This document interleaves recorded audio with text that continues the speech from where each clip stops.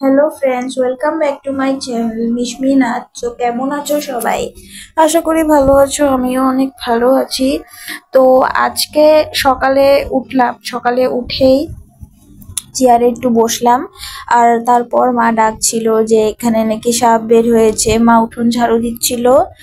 তারপর তো সাপটাকে দেখতে গেলাম, সকাল সকাল এত সুন্দর জিনিস দেখলাম।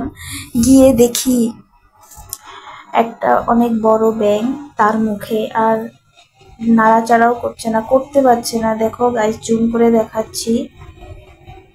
যদি তোমরা কেউ জেনে থাকো যে এটা কি সাপ, তো কমেন্ট করে বলতে পারো। আমি যেহেতু সাপ চিনি না, তো আমি জানি না এটা কি সাপ। আর আমার মনে হয় এটা খেলেও হজম করতে পারবে না, কারণ যেহেতু অনেকটাই বড় আর মোটা হয়ে গেছে। তাই আমার মনে হয় যে এটা বমি করে দেবে।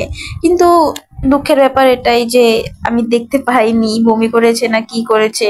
তারপর যখন আমি অনেক টাইম পর সাপটাকে দেখতে গেলাম, তখন দেখি সাপটা নেই।